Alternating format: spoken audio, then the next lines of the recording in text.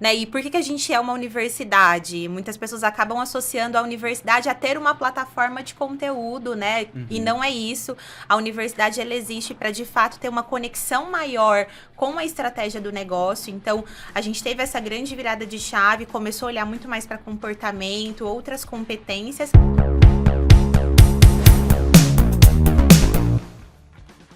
Seja muito bem-vindo ou bem-vinda ao Revocast, o podcast da Revolução da Aprendizagem. Meu nome é Richard Uchoa, sou CEO e fundador da Revo, e eu estou aqui com o meu sócio e co-apresentador, que é... Nilson Figueiredo. Bom dia, pessoal. Boa tarde, boa noite. Eu sempre falo, né? Escutar o Revocast, aproveita e tem um momento de deslocamento, ou tá na academia, enfim. Acha um jeito de escutar, porque cada episódio aqui a gente está aprendendo muita coisa, né, Richard? Exatamente, a gente fala que para a gente conseguir realmente transformar a vida dos nossos colaboradores, a gente precisa primeiro transformar o aprendizado do T&D. Isso aí. Então o objetivo do Revocast é justamente ser o podcast dos bastidores. A gente não traz o pessoal de palco, a gente traz o pessoal que de fato fez. É muito fácil pegar o diretor de RH, VP, tudo mais, que leva todo o crédito, e o time que de fato fez. Esse é o bastidor. É isso que a gente gosta de trazer aqui para contar o que de fato aconteceu. E muito legal os feedbacks que a gente está recebendo até agora, hein? O pessoal contando que... porque cada episódio aqui é um estudo de caso, né, Richard? Então Sim. A gente poder pegar experiências já vividas, a nossa metodologia aqui do Revocast é justamente vamos explorar quem já fez, né? Vamos explorar o que aprendeu e o que faria diferente e o que deu muito certo também, né? Eu acho que é um dos poucos podcasts que tem metodologia de ensino no podcast, No próprio podcast. Porque na Revo a gente é muito forte em metodologia. É isso aí. E para o estudo de caso de hoje, Richard? O que será que a gente aprontou? Vamos lá. Vamos lá. Hoje a gente vai falar do setor elétrico. Epa! Tá? O setor elétrico está passando por grandes transformações. Somente em 2024, o mercado se abriu para pequenas empresas comprarem energia direto de qualquer concessionária. E nos próximos anos, isso vai mudar mais ainda. Isso vai abrir para nós, consumidores, pessoas físicas. Isso é uma mudança radical para o negócio. Muda tudo. Agora, como navegar no ambiente de tanta incerteza? A única forma para transformar o negócio é transformando as pessoas, os colaboradores. Precisa transformar a cultura da empresa para implementar uma cultura de aprendizagem. Mas, claro, isso no papel é fácil. E na prática? E como fazer isso quando você tem 16 mil colaboradores? Isso mesmo, 16 mil colaboradores. Desafio é um número... Tá fácil, né? Tá fácil, né? Hoje, temos um case eletrizante. É o case da CPFL. E para contar um pouco esse desafio, estamos aqui com a Daniele Castro, que é coordenadora de educação corporativa na CPFL, e a Carolina Benatti, que é gerente de educação corporativa na CPFL. Dani, Carol, que mudanças são essas do setor e como que isso está impactando o negócio? Sejam muito bem-vindas ao Revocast. Muito obrigada pelo convite. Eu acho que você falou muito bem, mudanças. Acho que temos algumas mudanças para compartilhar aqui com vocês em relação ao mercado e principalmente a como a gente tem caminhado aí em relação à cultura de aprendizagem na CPFL como um todo. Legal. É isso aí. Olá, prazer aí conhecer vocês pessoalmente e estar aqui contribuindo e contando um pouco do nosso case e aprendendo ainda mais, né? Porque eu falo que quando a gente fala, compartilha e tá junto, a gente também tá aprendendo e contar um pouco dessa transformação que a gente está vivendo e que a gente viveu é muito gratificante aqui para nós. Cultura de aprendizagem na veia, não só na empresa, mas aqui, né? Contando esse case. Exato. Mas vamos mergulhar aqui um pouco. Primeiro, vamos falar um pouco dessas transformações, né? Eu falei rapidamente aqui o que está acontecendo, mas qual é o impacto disso no negócio e por que as pessoas precisam, afinal, aprender e se transformar? A primeira transformação é a mentalidade mesmo das pessoas em relação ao aprendizado, né? Foi necessário a gente se transformar como área de educação para poder fazer isso acontecer. E essa jornada não foi do dia para a noite. Tiveram várias coisas acontecendo para que essa transformação acontecesse. E a mudança é necessária, porque a gente vive num mundo incerto, o nosso negócio está mudando muito, e o aprendizado ele tem que vir cada vez mais dinâmico. Mas assim, vai mudar a forma. Vou provocar mesmo, tá? Vai mudar a forma de comercialização. Não basta eu passar um PDF pro meu colaborador e falar, ó, agora a gente não vende assim, agora a gente vende assado e segue a vida normal.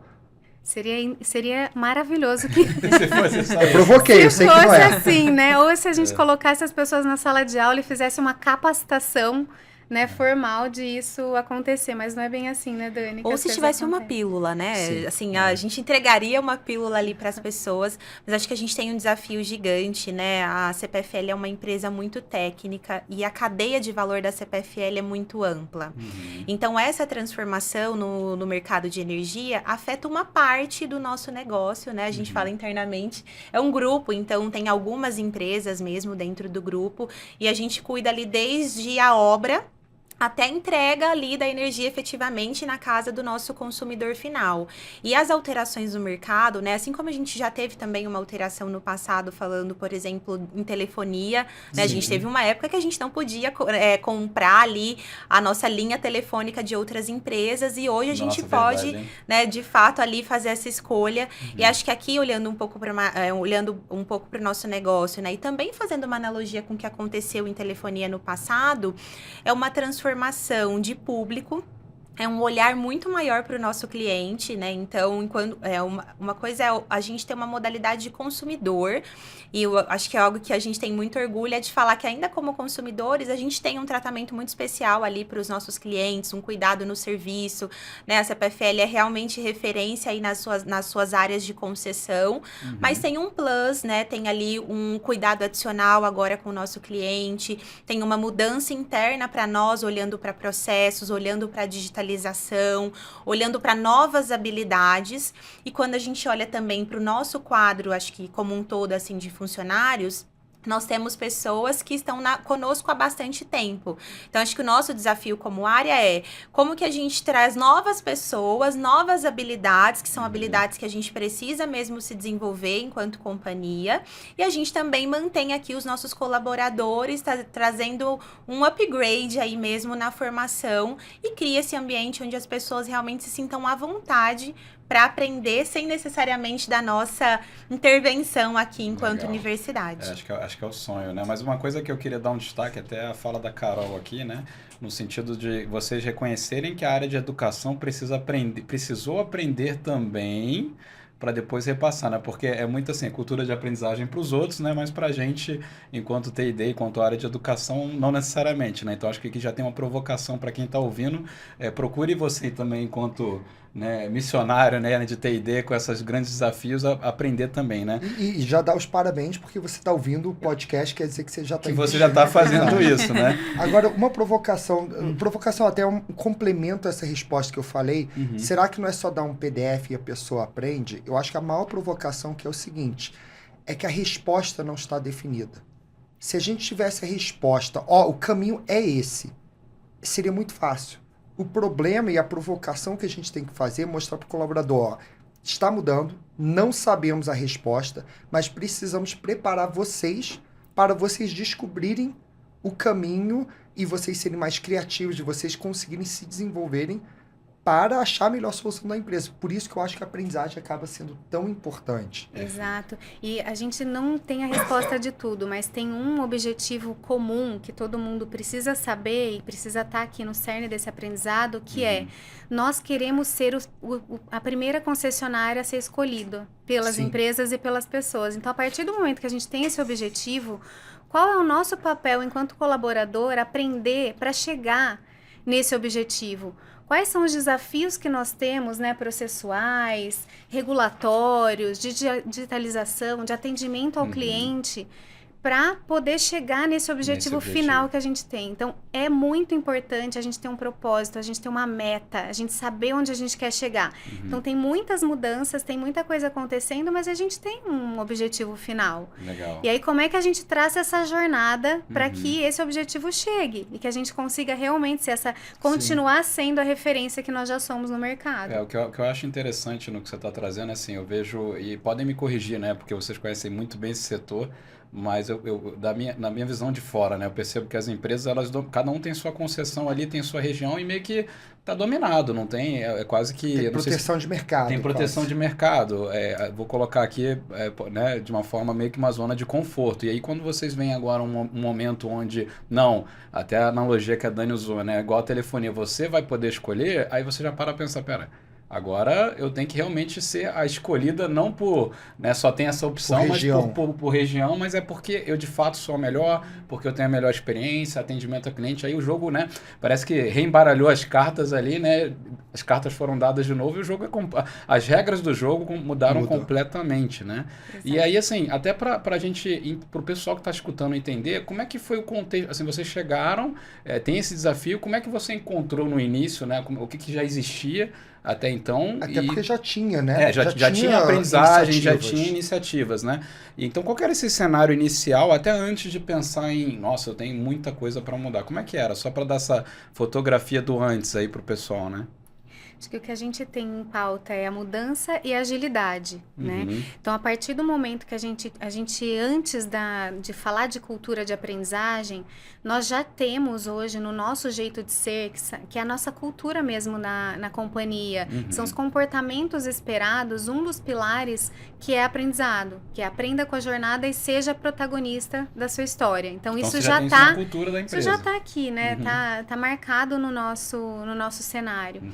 Agora, a grande parte das nossas soluções, até mesmo pós-pandemia, né, Dani, sempre foi muito treinamento formal, heterodirigido, né, o quanto a gente mesmo define temas que as pessoas precisam fazer de forma num formato sala de aula, com conteúdos, expositivo, e o quanto isso demora mais tempo o aprendizado de acontecer, né, então... E é mais caro também, né? Isso, e aí então, você, para atingir todo mundo, tem umas 16 mil pessoas. Exato. E a gente, no início, falava o quanto a gente consegue explorar novos formatos de aprendizado e que tenham mais agilidade, que possam ser mais efetivos para agregar aqui com a gente nesses desafios que a gente tem. Perfeito. Sem deixar de valorizar a sala de aula, porque quando a gente começa a falar de cultura de aprendizagem, e a gente também passou por isso, foi acreditar que cultura de aprendizagem é treinamento informal. E não, né? Cultura de aprendizagem é aprendizagem em qualquer lugar, em qualquer formato. Então, a sala de aula e o formato tradicional, ele é muito relevante. O conteúdo é muito importante e muito relevante. Mas nessa dinâmica que a gente está vivendo, quanto outros formatos informais, né, e mais ágeis também pode fazer sentido. E começou a fazer sentido aqui, tanto nas nossas trilhas, nas nossas soluções, para que a gente pudesse chegar nesse objetivo final. Perfeito. E acho que até um complemento, acho que a gente teve uma mudança de chave mesmo como área no que a gente acredita como aprendizado. Né? E muitas vezes a gente associa aprendizado a consumo de conteúdo. Verdade, e não necessariamente a fazer alguma coisa melhor. Então, as minhas milhares de analogias.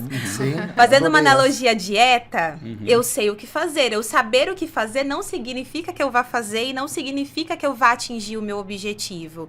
Então, acho que tem um pouco aqui disso quando a gente fala de aprendizado, né? O aprendizado não é consumir conteúdo, mas é eu conseguir fazer alguma coisa melhor depois que eu tenho acesso ali àquele conteúdo. Melhor, diferente. E acho que essa foi uma grande virada mesmo de chave, assim, para nós enquanto área, para tanto conseguir valorizar o conteúdo, porque sem um conteúdo, sem um repertório, eu não consigo ter uma alteração, mas também fortalecer outros pilares ali para que, de fato, o aprendizado ele aconteça. Eu sempre falo que você não é pago pelo que você sabe, porque o ChatGPT hoje sabe tudo. Exato. Você é pago pelo que você consegue fazer com o que você sabe.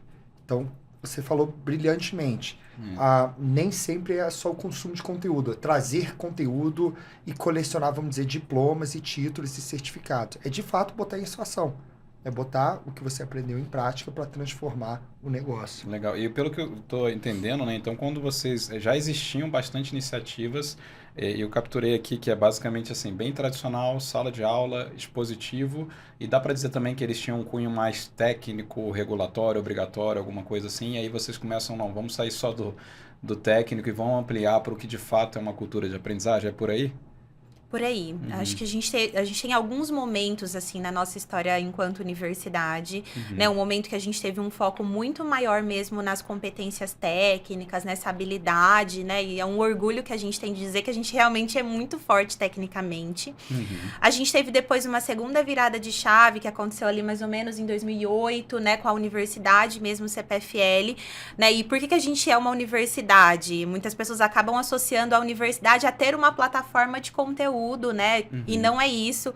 A universidade, ela existe para, de fato, ter uma conexão maior com a estratégia do negócio. Então, a gente teve essa grande virada de chave, começou a olhar muito mais para comportamento, outras competências que a gente precisava alavancar mesmo na organização como um todo.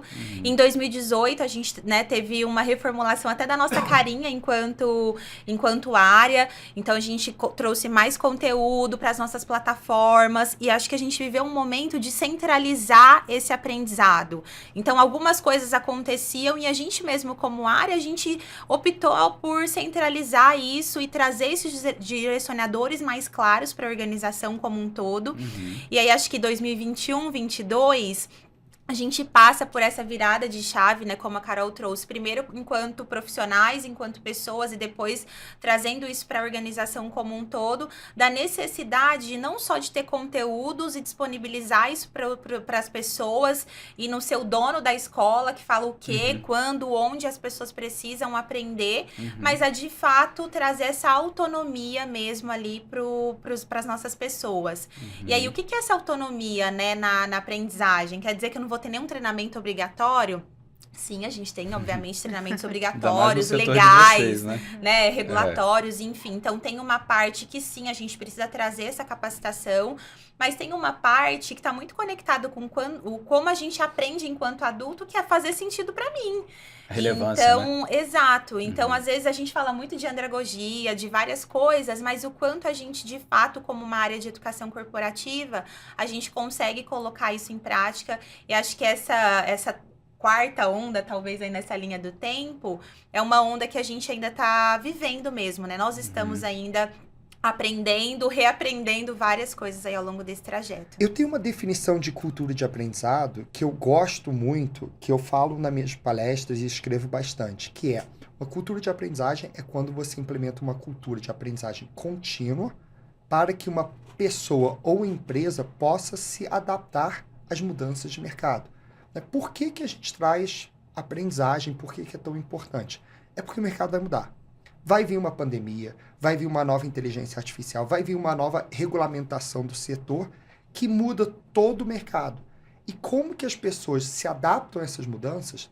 A única forma é através da aprendizagem.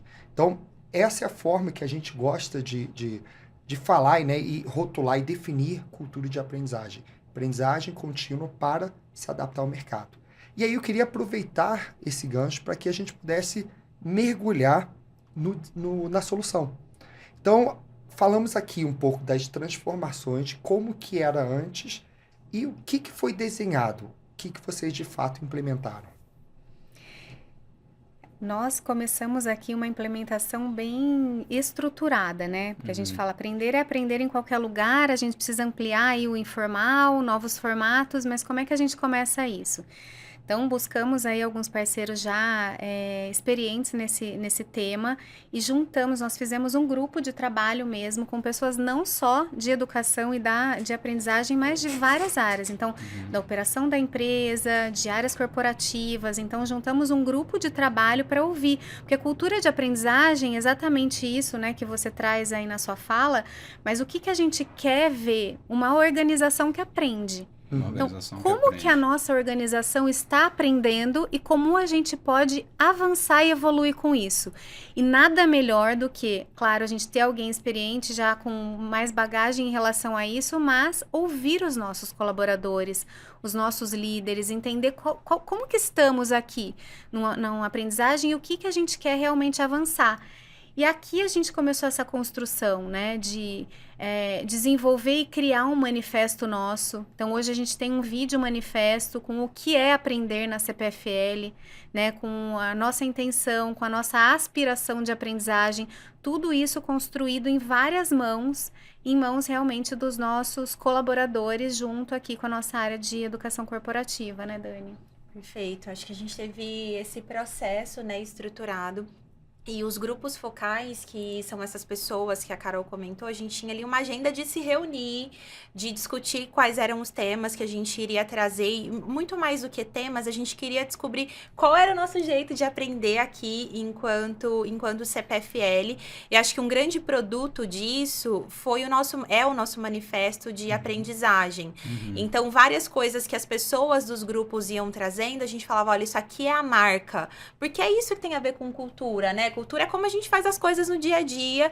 Então, conforme as discussões elas foram evoluindo, a gente foi entendendo quais eram os principais marcos e o que era aprendizagem para aquele grupo que estava ali representando a CPFL como um todo. E hoje a gente tem aí o nosso manifesto para que qualquer pessoa que chegue na CPFL entenda o que a gente sabe e o que é aprender para nós aqui enquanto companhia. Legal. Eu tô bem curioso aqui, porque se o antes era tradicional, sala de aula, expositivo, e você falou muito bem, Dani, cultura de aprendizagem não é consumo de conteúdo, né? A partir disso, quais foram dessas conversas, né? O que se desdobrou, virou o quê? Virou que formato? Quais ações? Quais ações? Para onde isso foi se desmembrando com todo esse feedback aí do time, né? Legal. Acho que uma das primeiras coisas que a gente fez foi montar uma matriz, né? Uma matriz aí que é uma parceria entre o Conrado e o Alex, que eles chamam de matriz Life-Wide Learning, que é onde a gente olha para aquilo que é autodirigido ou heterodirigido, ou seja, a empresa me direciona ou eu consigo, como colaboradora, ali ter iniciativa naquela aprendizagem. Então, tem uma primeira parte que é isso, e uma segunda parte é olhar para aquilo que é formal, então, que tem mais a ver com sala de aula, etc. E aquilo que é informal, ou seja, né, sei lá, numa mentoria, em outros formatos. Então, a gente olhou para essa matriz da CPFL, e aí, a partir disso, a gente entendeu que a gente precisava ampliar aquilo que o colaborador tinha mais autonomia e que acontecia na informalidade. Né? A gente falou muito durante o projeto que a gente não queria trazer burocracia para o que já acontecia, engessar o que já acontecia. Mas o nosso primeiro passo foi esse, e a gente criou alguns símbolos, né? Quando a gente fala de cultura, é muito importante que a gente tenha símbolos. Então, a gente criou uma carinha mesmo para quando eu olho para alguma coisa e sei que aquilo ali tá linkado com a aprendizagem, tem hoje esse símbolo. A gente criou, por exemplo, né, uma das iniciativas foi o nosso MMA, que não tem nada a ver com luta, mas é o meu momento de aprendizagem. Que legal. Então, é um espaço ali na sua agenda para que você possa cuidar do seu desenvolvimento de forma intencional, né? Escolher o tema que tenha mais a ver com você, com os desafios que você tem passado ali na sua área. A gente criou momentos onde os nossos especialistas ou pessoas do grupo compartilhavam mesmo conteúdo com os nossos colaboradores. A gente tem uma iniciativa que se chama CPFL Talks, que é um momento ali de divulgar alguma coisa para os nossos colaboradores, trazer conteúdos que se conectem com eles como pessoas ou, né, ali no ambiente no ambiente mais profissional. Então, a gente foi criando mesmo esses símbolos. São 9 iniciativas que a gente tem. São 9? Isso. Legal. E aí, dentre essas, né, essas que eu falei para vocês, mas tem também iniciativas de job rotation. Então, quanto eu posso conhecer mais a sua área. E como a Carol fala muito isso, né? A aprendizagem, ela precisa de intenção. Então, o job rotation existe, né? A gente não tá aqui reinventando a roda. Mas o que é diferente? a minha intenção e quais são os rituais que a gente, como área, direciona para que a pessoa utilize ali durante aquele período. Então, eu vou fazer um job rotation, ter clara qual é a minha intenção, o que eu vou aprender, o que eu vou deixar para aquela área depois que eu passar ali, passar por aquele período, porque senão eu encaro como, poxa, uma pessoa de férias, mais coisas para eu fazer e não necessariamente um período onde eu consiga ali me expor a um novo ambiente e aprender com isso. Então, acho que aqui tem uma importância que são os símbolos e as iniciativas que a gente criou para ancorar isso na empresa como um todo. Sabe o que eu acho muito legal na sua fala? Que você mostra o que é de fato T&D. Treinamento entra muito nessa parte talvez mais formal ou até informal, conteúdos, plataformas, tudo mais. Mas você olha muito pro D, que é o desenvolvimento da pessoa, não é só o conteúdo. O job rotation, tudo isso aí entra em formas diferentes de aprendizagem sem necessariamente ser só treinamento. E também dando a relevância para o conteúdo, né? Sim. Conteúdo, Só que ele é uma parte, né? Ele é uma é o parte. treinamento. Tem E o talvez D a depois. base, né? A base, o conteúdo sendo a base e depois quais são os aprendizados que vêm nessa linha, o aprendizado informal e tudo mais. Sim, aí é bem estruturado, né? Nós tivemos o interesse não só de falar, existe um job rotation, mas tem um job rotation para várias dimensões. Então, eu posso cobrir umas férias, eu posso cobrir uma licença maternidade, eu posso trocar com alguém por um período, né? Ficar 1, 2 meses naquela função para poder aprender e fazer Legal. um job. Então, a gente estruturou com vários critérios mesmo, né? De desenvolvimento e que essa pessoa possa trazer um aprendizado no final. Legal. E, inclusive, deixar um recado, né, um diagnóstico ali para aquela pessoa que vai depois se manter ou voltar para a posição depois, né? E volta para a fala que vocês falaram, a universidade corporativa não é apenas uma plataforma de conteúdos. Isso. Não é? Mas a gente vê que nesse momento a universidade corporativa ela tem um papel fundamental de mostrar isso para as pessoas, trazer para a consciência e a gente trabalhar um pouco a mudança mesmo de mentalidade das pessoas, de o quanto eu posso aprender e valorizar realmente, né, o meu desenvolvimento, colocar intenção nisso em vários formatos. Então, além do Job Rotation, a gente tem a mentoria, não só a formal, que a gente tem uma mentoria mais formal mesmo na companhia, que a gente acompanha como universidade, mas dentro do portfólio de ações de desenvolvimento que nós temos, é o incentivo à mentoria, né? A mentoria entre pares, a mentoria com pessoas de outras áreas, onde eu posso aprender não só os meus soft skills, o meu comportamento, isso vai aumentar, mas até algo técnico que alguém tem de outra área que pode me agregar ali em algumas conversas mais intencionais que a gente pode ter. Então, isso foi bem interessante e isso tem se ampliado cada vez mais como resultado aqui para nós. As pessoas começam a valorizar mais isso. Porque às vezes as pessoas têm receio, né? Ah, mas eu vou lá bater na porta e vou pedir para conversar com aquela pessoa? Sim, vai. Mas a partir do momento que a gente tem isso dentro do nosso portfólio, né? Como ação de desenvolvimento, a universidade tem isso aqui, por isso que eu tô vindo. Né? E a gente cada um vai ampliando essa comunicação junto aqui com a gente na prática. E deixa eu fazer a pergunta de $1 milhão, que todo mundo quer saber. Muitas empresas criam essas iniciativas, não é? Mas têm a dificuldade de engajar as pessoas. O que vocês fazem para conseguir engajar esse público para que isso, de fato, seja vivida na cultura da empresa? E valorizado, né? E valorizado, porque do jeito que a gente, enquanto T&D, né, a gente olha, isso é maravilhoso. Né? A pergunta é, o pessoal comprou dessa forma também? Valorizou desse jeito? Que viu como iniciativas de engajamento, né? são feitas? Eu acredito muito que tem algumas formas de engajamento, né? Uma delas, e que a gente também pôde contar, né, Dani, foi com o apoio da alta liderança. Então, o apoio da alta liderança foi fundamental para nós. O MMA, quando a gente implementou, o próprio CEO da empresa fez um link, né, de falando da importância do MMA, incentivando as pessoas a bloquearem um tempinho na sua agenda na semana para um aprendizado, para fazer algo nesse sentido. Então, isso é algo relevante que trouxe resultado para nós. Legal. E as próprias pessoas que participam dessas ações, falando para outras e divulgando isso, é muito bacana. Nós fizemos várias ações aqui de desenvolvimento, de capacitação de primeira liderança, né? Nós temos um programa de protagonistas que nós chamamos aqui. Então, a primeira turma vai engajando a outra e as pessoas têm muita vontade de ir, de entrar, né? Quando que vai abrir de novo? Quando que a gente vai ter uma próxima turma? Então, essas questões todas vão ajudando a gente nessa divulgação e no engajamento das pessoas. Mas não deixa de ser um desafio, porque a gente tem um dia a dia com muito volume de trabalho, né?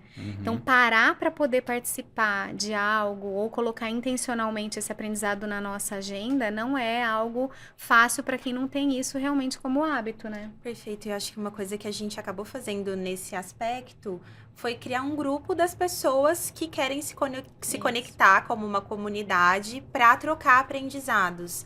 Então, às vezes, acho que como área, a gente pensa assim, nossa, a minha medida de sucesso é se 100% das pessoas que eu convidei participaram do treinamento.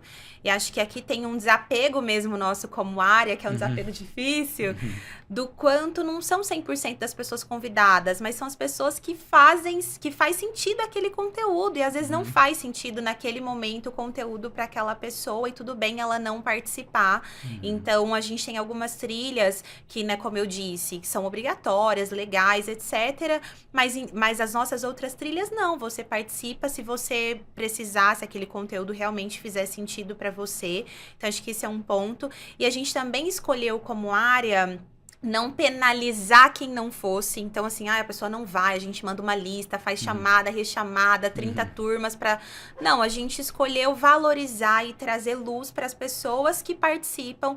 Então, quem participa, né, depois a gente coloca no nosso grupo de cultura, compartilha nos canais da empresa as dicas dessa pessoa de aprendizagem. Então, a gente foi muito mais para uma linha de valorizar as pessoas que participam do que, entre aspas, né, punir as pessoas por não participarem aqui das nossas ações, no geral. Nós acreditamos que realmente a aprendizagem vai acontecer com quem tá afim de estar ali. Acho que eu ouvi o Richard falando já uma vez, né? A gente faz treinamento, a gente quer... Várias pessoas se inscrevem, vão lá. Quando é online, então, né? De repente, todo mundo saiu da sala, tem 3, 4 ali com a câmera fechada e fazendo outras coisas. E não é isso que a gente quer, né? O que a gente quer, olhando para a cultura de aprendizagem, é que as pessoas estejam num lugar onde elas realmente vejam sentido e que aquilo vai poder fazer com que ela não só internalize esse conteúdo, mas que ela possa aplicar e ter um resultado com aquilo, né? O que a gente percebe, assim, até para dar como dica para os nossos ouvintes, né? A gente olha muito, toda solução que a Revo faz, a gente olha muito para primeiro buscar um local de sensibilização e engajamento, antes mesmo de eu trazer o conteúdo técnico, né? Técnico ou não, enfim, antes de eu trazer o conteúdo realmente ali que eu quero passar na solução, como é que eu faço os participantes quase que comprarem, né, o porquê que ele está ali e por que ele deveria ficar comigo até o final. E aí a gente vê várias soluções, né? A gente vê, até você falou do online, né? Quantos cursos online tem por aí? Quem não comprou algum curso online sequer abriu, né? Eu me coloco nesse local. E aí é justamente isso. Talvez a pergunta, não a principal, mas a primeira pergunta não foi respondida, né? Por que para mim, por que agora, né? E por que eu tenho que ficar nisso até o final, né? O Ilris, que ele tem um livro chamado How We Learn, Como Nós Aprendemos, de 2006. Ele traz uma teoria de aprendizagem, que é aprendizagem baseado em 3 pilares. O primeiro pilar, conteúdo. O segundo pilar, motivação.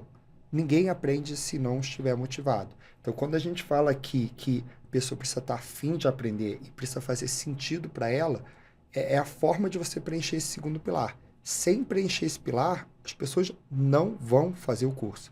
E aí cabe sim a nós que estamos pensando em ações de T&D, em pensar qual é a motivação. A gente só pensa no conteúdo, né? Aí tem que trabalhar muito a motivação, e dentro das nossas soluções é muito olhar a motivação como o primeiro elemento do curso. E não deixar o case ou a prática para o final, trazer para o começo.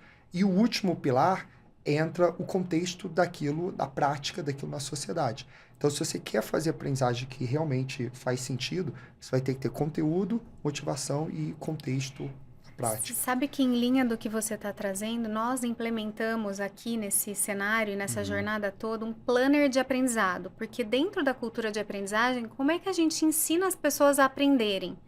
Como é que a gente amplia também o repertório dessas pessoas poderem aprender. Porque às vezes tá fácil, tá bom, tem que aprender em qualquer lugar, em qualquer formato, mas e aí, né? E aí, Quais como? são? Como? Quem que eu procuro? Por onde eu começo?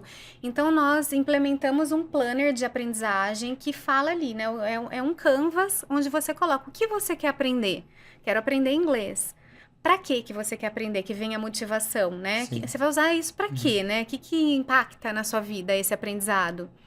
Quanto tempo você tem para esse Pra aprendizado dedicar. acontecer? Você tem tempo? Porque às vezes eu tenho uma motivação, mas, quando que eu vou parar para isso, né? E a gente olhar os formatos de aprendizado para isso. Então, aqui a gente trabalha em 4 siglas, né? E o C é uma delas também. Então, a gente sempre trabalha muito no 70-20-10, na área Sim. de T&D. E eu acho que complementar ao 70-20-10, a gente traz o CEP mais R agora. Que então, dentro desse planner, o que a pessoa quer aprender, o porquê como que ela vai aprender? Com conteúdo, que é o nosso C, né? Então, ela vai trazer onde eu vou? Em curso, com alguém, lendo um livro.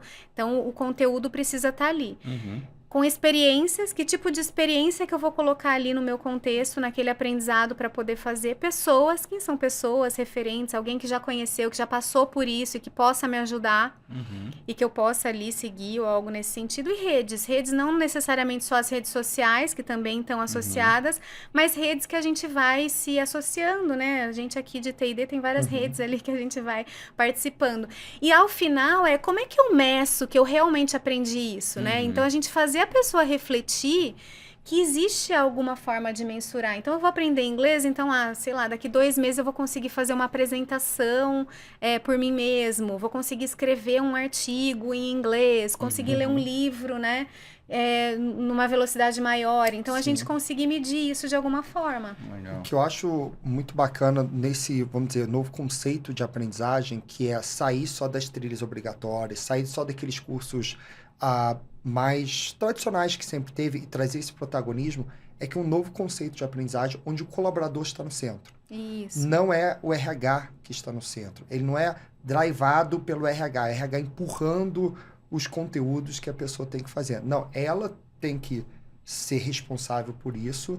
E eu adorei muito na fala que vocês trouxeram que o papel da universidade é trazer essa consciência da importância da aprendizagem na carreira.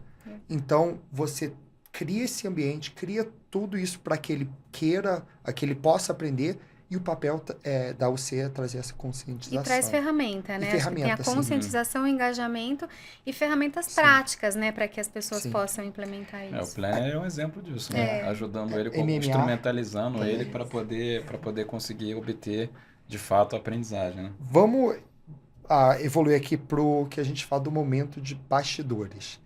Tudo isso aqui a gente sabe que já trouxe muito conteúdo, há muitas coisas legais, mas nem sempre tudo vai conforme planejado, né? Tem coisas que acontecem que não dão certo ou precisam mudar. O que dentro do projeto vocês viram que, de fato, não foi exatamente como planejado? Sabe que quando a gente começou lá em 2021, a gente aplicou uma pesquisa mesmo para as pessoas da empresa, perguntando para ela, entre várias coisas, a gente perguntou para ela, quem é o principal responsável pelo seu aprendizado? Você, a CPFL? Então, tinham essas opções e as pessoas, 47% dos nossos colaboradores responderam A CPFL. Então, a gente fez uma série de ações. A gente, na sequência, né, usou isso como um guide, tinham outras perguntas que nos direcionaram e a gente usou isso mesmo como um guia para as nossas ações. Então, a gente aumentou símbolos, né, MMA, a gente tem uma feira de aprendizagem para as pessoas, né, conseguirem aproveitar ali presencialmente, saberem o que está acontecendo na área como um todo, na empresa. E a gente falou, olha, vamos colocar como uma métrica aqui para nós, como área, a gente buscar a redução desse número? E a gente colocou isso mesmo como meta.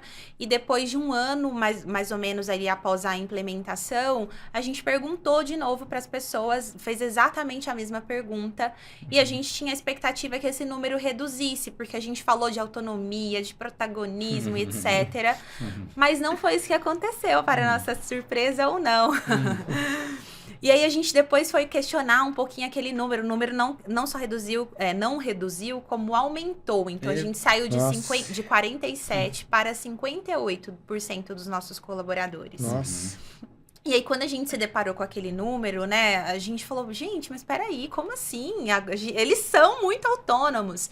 Mas foi muito bacana, porque a gente conseguiu ali, pelas outras perguntas também que eles responderam, e também por pesquisas mais em pessoa ali que a gente foi fazendo, a entender que quanto mais as nossas pessoas, né, os nossos colaboradores, eles viam a nossa presença como universidade, apoiando eles no dia a dia, mais eles acreditavam a nós essa responsabilidade. Ah, interessante. Então, assim, poxa, a gente tem a bolsa de estudos, eu consegui me formar, talvez porque a empresa, a universidade me disponibilizou. Com certeza eles são os responsáveis pelo meu desenvolvimento. Entendi. Então, a gente quase conseguiu... que um erro de interpretação, na verdade, Exato. né? Você queria perguntar se ele se sentia como responsável, mas ele falou, mas eu vejo tanta coisa Vocês, muito obrigada.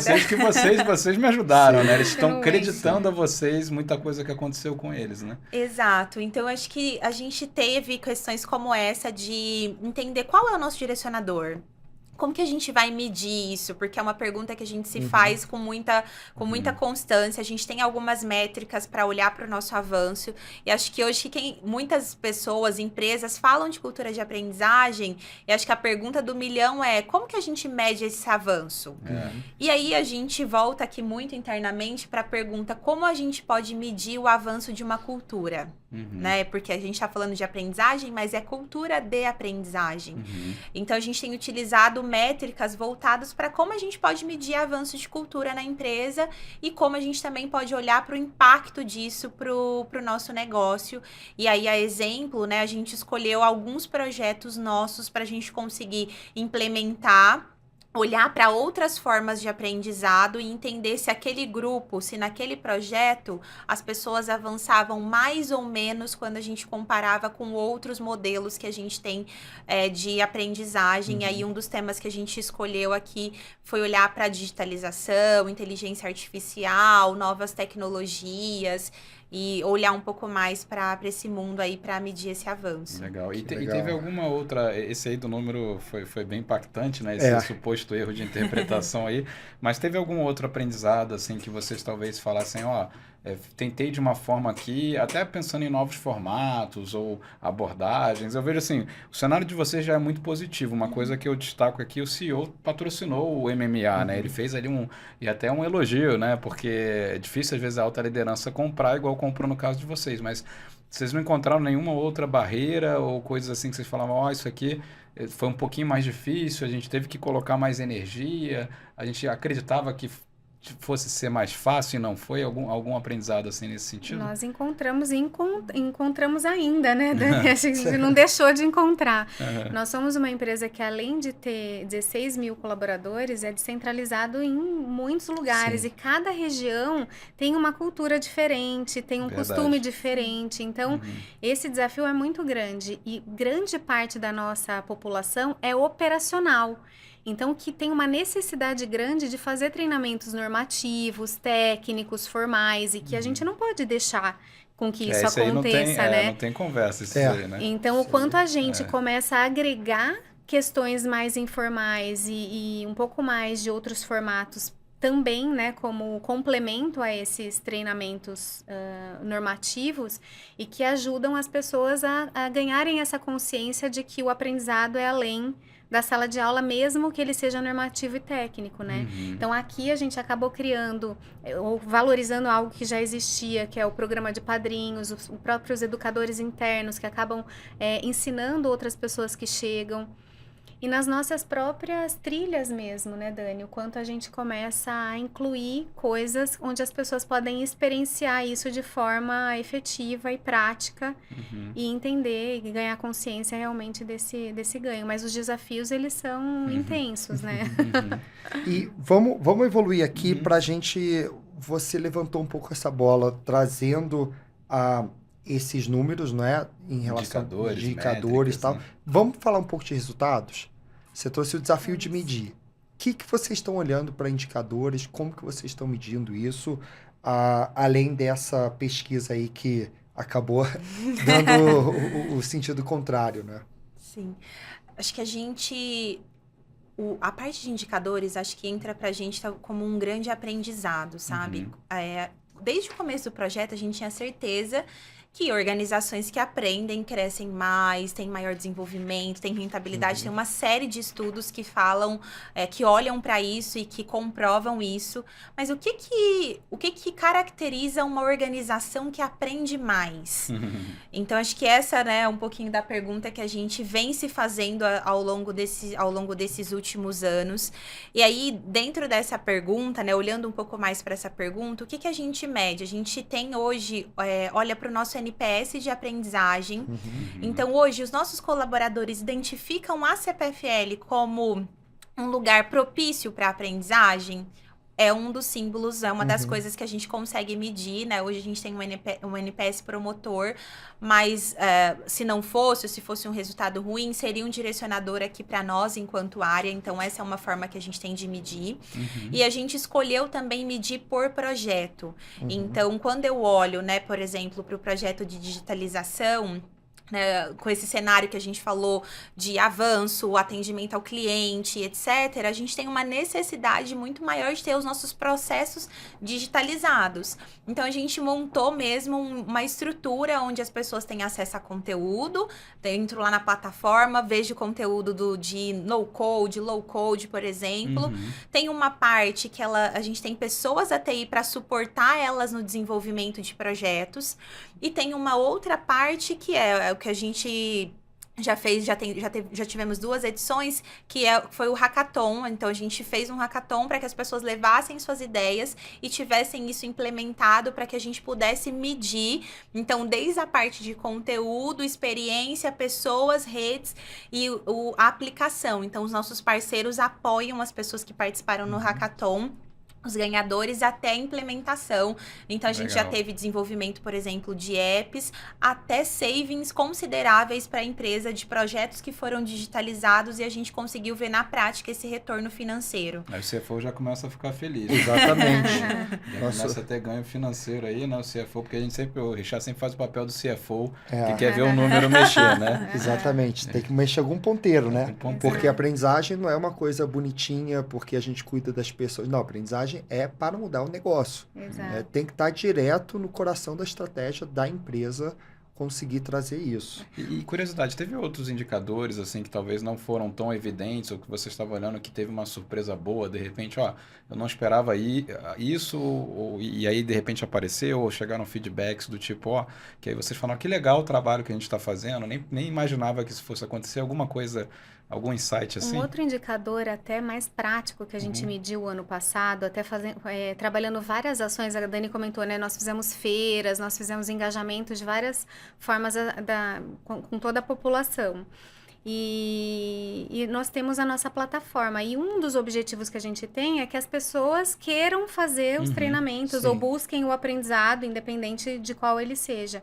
E nós tínhamos uma meta até de aumentar o número de pessoas que acessavam o nosso portfólio de treinamentos ali na nossa plataforma. E o ano passado nós tivemos, o ano todo, 15% de aumento dos acessos, do volume de horas de treinamento no nosso portfólio. Então, foi uma coisa que intencionalmente nós medimos e conseguimos ter esse resultado.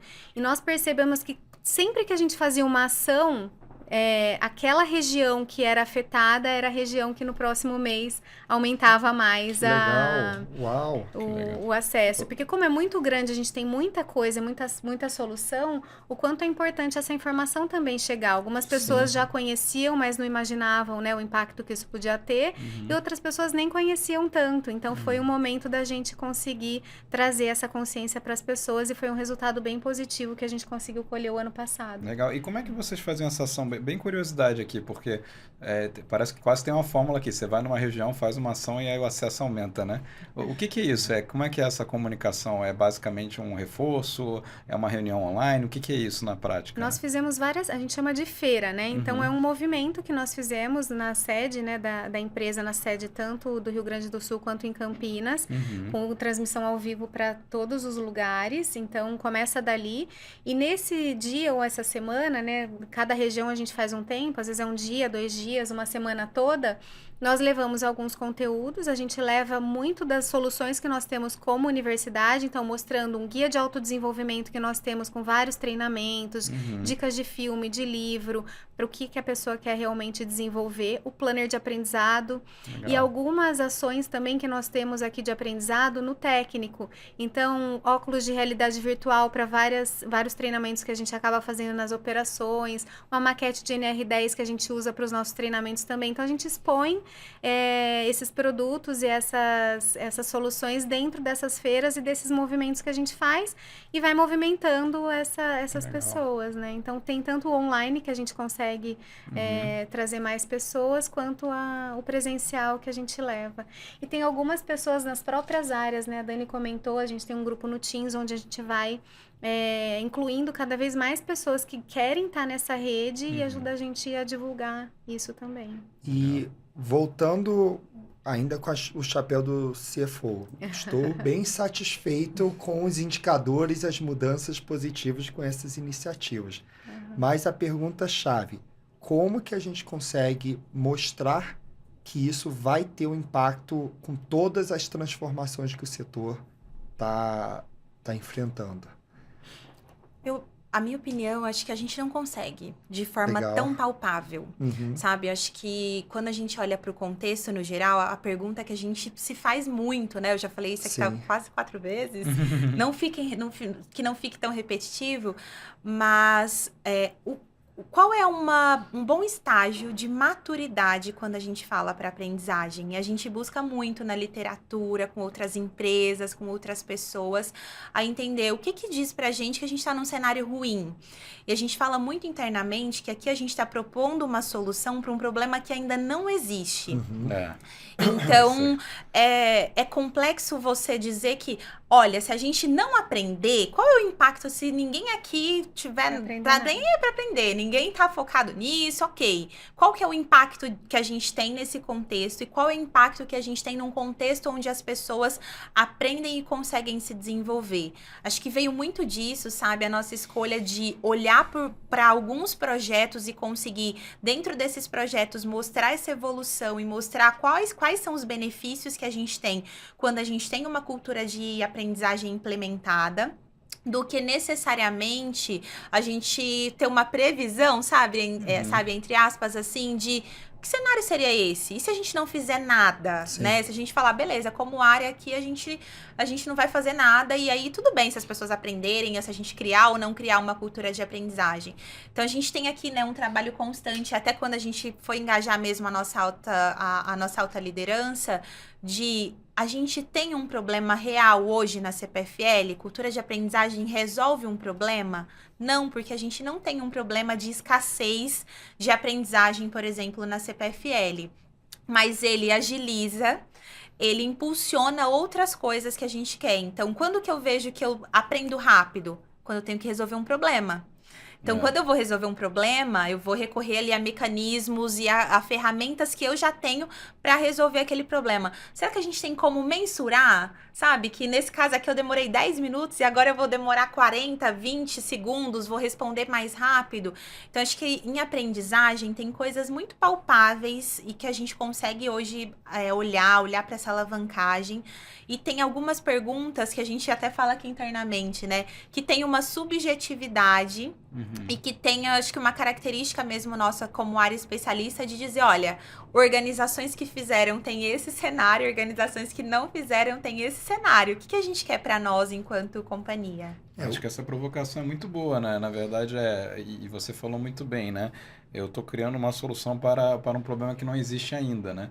Então não dá para ser palpável, mas ficar inerte, né? E não fazer nada também. O custo de não fazer nada pode ser mais caro. Exatamente. O que eu gostei muito da sua resposta é que, de fato, não existe. E a gente sabe que não é matemático. A gente está falando de mudanças de mentalidades que vai olhar para frente. Existem algumas comparações, você mostrou a comparação de empresas que fazem e que não fazem. Uma outra comparação que eu gosto é, vamos ver a diferença de produtividade de alguém júnior para sênior. Não é? Às vezes o júnior custa mais caro do que o sênior, porque a produtividade do sênior é tão maior do que a entrega dele por real é maior do que o do júnior. E o que é a diferença do júnior e sênior? É experiência e aprendizado. Então, talvez não seja só para aquele cargo que ele é júnior 1 para sênior 2, alguma coisa assim, mas sim em mentalidade. Se as pessoas têm a mentalidade de aprendizagem, de resolver problemas, de tudo mais, quando vem um desafio novo, quando vem uma desregulamentação, quando vem alguma coisa que muda, ela facilmente se adapta. Então, por isso eu gostei muito da sua resposta e mostrar que não é tão matemático. Agora, como que você traz o indicador? É o que vocês falaram agora há pouco, que vocês estão medindo por projeto. E aí, o acúmulo dessas iniciativas, eu acho que começa a trazer esses indicadores. Então, como CFO, eu fiquei bem satisfeito. E o quanto a gente não para, né, Richard? A gente não pode parar. Então, tá bom, a gente está terminando aqui um ciclo, são outros que vão continuando, né? Então, é um projeto que acaba, mas que tem uma continuidade, tem que ter uma sustentação. E a gente agora vem também saindo do forno esse ano com o LNN, né, que é um levantamento de necessidade de negócio, que também traz muitos indicadores de negócio e o quanto a gente consegue olhar para aprendizado e para soluções que a gente está incentivando aqui, que pode ajudar com que esse ponteiro de indicador de negócio, e não necessariamente de treinamento e desenvolvimento, mexa. Né? Então, a partir do momento que eu quero ser o primeiro a ser escolhido, né, pelo nosso cliente, eu preciso diminuir o número de reclamações que eu tenho hoje no meu canal lá de reclamações. Então, se eu faço ações relacionadas a isso com meus colaboradores e de acordo com, nesse momento, isso diminui, eu consigo mexer nesse indicador. Legal. Essa parte de digitalização e da jornada tech, o quanto me ajuda, né, a otimizar e automatizar os meus processos e o quanto isso me ganha de tempo, não só de redução de custo, mas de tempo mesmo que as pessoas têm para fazer outras coisas. Então, esses indicadores de negócio são importantes e a gente está trazendo cada vez mais para dentro para a gente poder conectar com as nossas ações também de cultura de aprendizagem.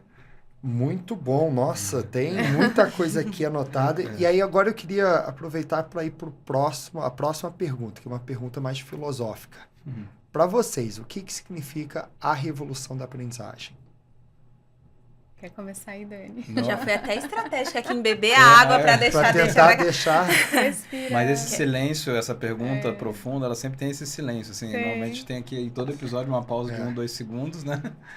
Sim. Sabe que eu acho que para mim a revolução da aprendizagem, a gente colocar o aprendizado num local de prazer, de gostar de fazer aquilo, sabe? Legal. Acho que ao longo da nossa vida a gente vai criando uma série de pressupostos do que é aprender, né? E se eu pensar na minha infância aqui, que morava numa cidade menor, inclusive menor do que Campinas, que é onde eu moro hoje, então brincava na rua, a aprendizagem para mim era, não posso mais brincar porque agora eu vou para a escola, agora eu tenho que fazer minha lição de casa. Era punitivo. Era punitivo quase, não vai sair porque vai fazer isso. Então acho que ao longo da nossa vida, algumas pessoas mais, outras menos, vão colocando a aprendizagem num local de, nossa, que chato, que difícil, não faço algo que eu quero. Então, acho, na minha opinião, acredito que a revolução da aprendizagem seja a gente colocar num lugar de prazer, de algo que a gente gosta mesmo, assim, de fazer. Legal. Concordo com a Dani. Para mim, aprendizado é muito a gente conseguir atingir os nossos objetivos, né? Com tudo que a gente consegue realmente espalhar. Então, eu falo que o mais importante do que a gente trazer para dentro é o quanto a gente consegue espalhar aquilo que a gente aprendeu e chegar realmente em objetivos para ser feliz, para chegar onde a gente quer realmente, né? Para evoluir, para poder crescer. Então, aprendizado a gente respira, né? Aprendizado no dia a dia. O mais legal da resposta de vocês é que não tem nada a ver com tecnologia. Então, quando a gente olha, tecnologia é apenas o meio e não o fim, né? Então, muitas pessoas, revolução, vou trazer uma solução com IA, com tecnologia, gamificação, plataforma, né? Pegar todas as tecnologias da Revo, que são as melhores, e vou implementar que é a revolução. Não. Tem muito mais a ver com isso, muito mais a ver com as pessoas, o prazer. Transformação das pessoas, transformação. Bem, agora a gente chegou naquele momento que é para conhecer vocês. Então, talvez valha a pena falar quem é a Carol e Dani dentro e fora do LinkedIn. Joia. Bom, Carol, dentro do LinkedIn, Carol, formada em psicologia, né? Tracei minha carreira toda na área organizacional, sempre na área de recursos humanos. Amo o desenvolvimento de pessoas, então sempre trabalhei com isso. Fui BP de RH por muito tempo, né? Então, estou na área de educação oficialmente há 2 anos e meio, mas sempre trabalhei com treinamento, com desenvolvimento. Isso que eu ia falar, parece que você tá assim, tanto prazer. Sim, já que fui você para fala. sala de aula, já dei treinamento, sempre tive muito prazer Por nisso, isso, tava realmente. ali, sempre tava ali. E tenho me colocado muito como uma aprendiz intencional. Eu falo lá, né, para nós que casa de ferreiros tem de ser de ferro, então Isso aí. não Isso aí. tem jeito. Então, o quanto eu tenho me desafiado nesse aprendizado intencional, né, de trazer, de experimentar as nossas ferramentas, as nossas soluções, me colocar realmente nisso e de ser exemplo mesmo para as pessoas que possam, né, ver esse crescimento, essa evolução e que cada um possa buscar o seu no meio daquilo que a gente quer desenvolver, que a gente quer aplicar. E você está quanto tempo na CPFL? Na CPFL eu vou fazer 7 anos agora. Nossa, bastante. 7 anos. E fora do CPFL. LinkedIn? Fora do LinkedIn, Carol, super família, né? Sou casada com o Alexandre, tenho 3 filhos, Lucas, Felipe e nossa, Fernanda, que legal. 2 Qual a idade? cachorras maravilhosas, 22, Nossa. 11 e 9. Nossa. Então, são meus filhos, minha paixão, falo que meu hobby é estar com eles, né? Porque a gente trabalha Sim. tanto, tá ali no dia a dia, então o tempo que eu tenho para estar com a família, ficar no final de semana, receber os amigos em casa, e pra eu poder aproveitar que essa parte para mim é bem, bem importante. Então, gosto Legal. muito disso. Legal. É isso. Dani? Muito bom. Bom, acho que dentro do LinkedIn, eu sou economista, acho que é até uma curiosidade às vezes a meu respeito. Diversidade. Diferente. Exatamente, sou economista, atuo em RH há 8 anos, então sempre me conectei muito com educação, com aprendizagem. Eu acredito mesmo que a educação ela muda vidas, ela transforma vida, contexto, etc. Então, acabei chegando no RH, assim, a convite de uma pessoa que acompanhou, assim, grande parte mesmo da minha carreira. Foi uma transição bem pós-faculdade, então foi muito bacana. Sempre atuei em áreas de educação corporativa, sempre focada ali em treinamento, desenvolvimento, soluções. Então, é algo que eu gosto muito. Apesar de já ter trabalhado em RHs mais generalistas, as minhas áreas de especialidade são essas. E realmente são as áreas que eu gosto, assim, sou completamente apaixonada. Fora do LinkedIn, sou goiana, talvez meu sotaque já tenha me entregado. Legal. Mas sou goiana, casada com o André. Sou uma goiana em terras paulistas, né? Então, morando aí em Campinas. Vim para esse desafio na CPFL, que é um lugar que eu tenho gostado muito, tenho aprendido muito. Não tenho filhos, mas sou uma tia muito babona. A gente tem 8 sobrinhos, então, assim, são a paixão da minha vida. E acho que como hobbies eu gosto muito de natureza. Em especial o sol, nascer do sol, assim, é a minha paixão.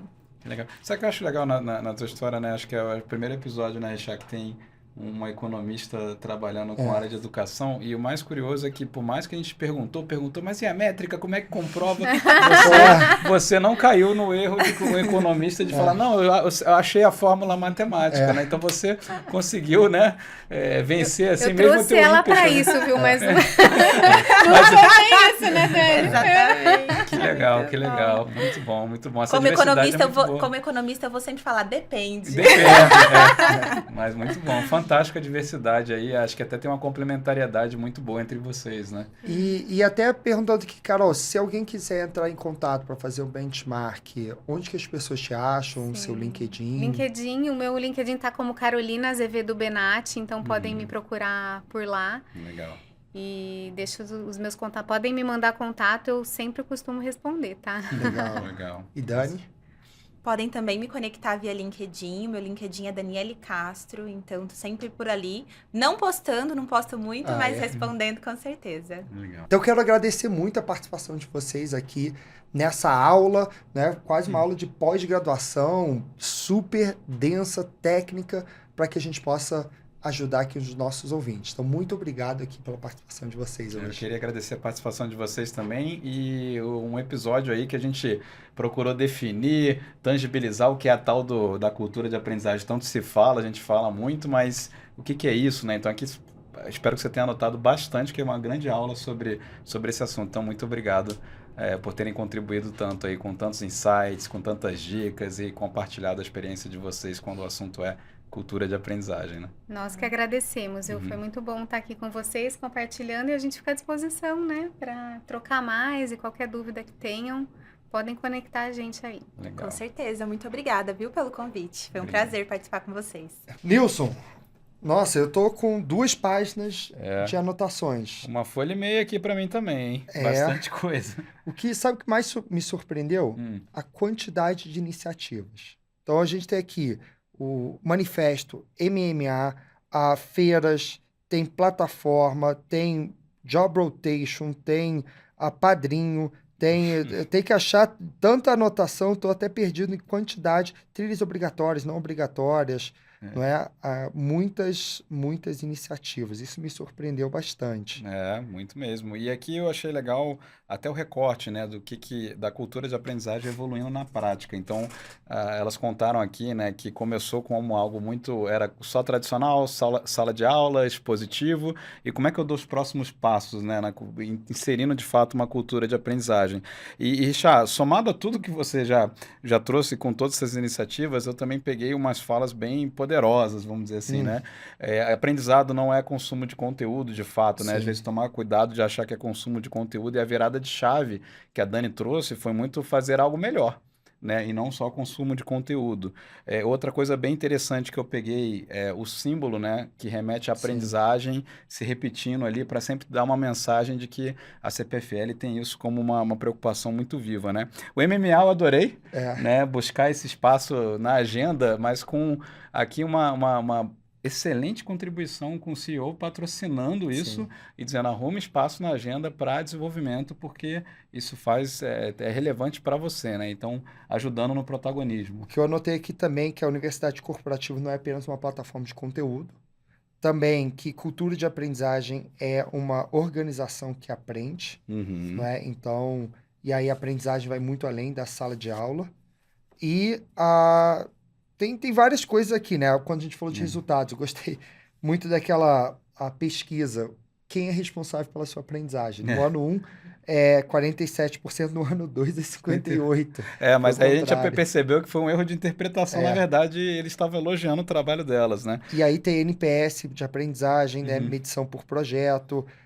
Tô vendo aqui outras iniciativas, Hackathon, enfim, tem várias coisas. Uma coisa que eu anotei aqui, Richard, também não queria deixar passar para você que está anotando, elas usaram depoimentos de quem já tinha participado nas ações anteriores como uma espécie de uma prova social para buscar engajamento nas próximas ações. Então, quem participou da turma deixava ali o depoimento, às vezes aquelas sacadas que o marketing sabem fazer muito bem, e às vezes as áreas de T&D não usam muito, né? Mas buscar depoimento, compartilhar para aumentar o engajamento nas próximas. Também né? gostei da LLN, que é levantamento de necessidade de negócios, não só de treinamento. Então, entender como que o negócio é impactado. Em vez de LNT, né, levantamento de necessidade de treinamento, olhar para levantamento de necessidade de negócio, né? Entender muito mais estratégico aqui, né? E também a fala de que a gente está propondo uma solução para um problema que não existe. Isso também me marcou. Que insight, quanto insight, que aula, hein? Você anotou tudo isso aí também? E aí eu queria até que você aproveitasse agora para botar aqui nos comentários qual o insight que você levou. Principal insight. Além disso, queria pedir para você compartilhar esse episódio com os seus colegas, com seus amigos na área de T&D, porque a verdadeira revolução é só se a gente impactar as pessoas e para isso tem que chegar nas pessoas. É isso aí. Isso aí. Nilson, como que as pessoas te acham? Vamos lá, nas redes sociais, eu estou no LinkedIn como Nilson Figueiredo, pode mandar mensagem lá, e no Instagram como @nil_figueiredo. E para você, espero que você já me siga, mas caso não, @RichardoShowa nas redes sociais, qualquer rede, e também aproveita para seguir a Revo, @SomosRevo, no LinkedIn e no Instagram. Então, Nilson, eu acho que missão muito mais do que cumprida, né? Legal, legal. Muito feliz aí por explorar o assunto que é complexo, mas aqui tangibilizamos cultura de aprendizagem. E o que será que vem aí no próximo episódio? E no nosso próximo episódio estaremos com o Leonardo Pazetti, que ele é gestor de treinamento e desenvolvimento, e ele vai contar como montar um programa de trainee. Mas não é um programa qualquer, porque foi um desafio que ele recebeu no meio do programa, só que tem um detalhe, não tinha nenhum histórico, não tinha nenhuma documentação, ele teve que literalmente trocar a roda do carro com o carro andando a 1000 por hora. E a quarta tentativa do programa, hein? E aí ele foi chamado para resolver. E sabe o que é o melhor do programa? É ele conseguir comprovar o payback e melhorar em 4 vezes o resultado. Mas eu não vou contar mais. Você vai ter que ouvir no nosso próximo episódio. Escuta que esse ficou muito bom.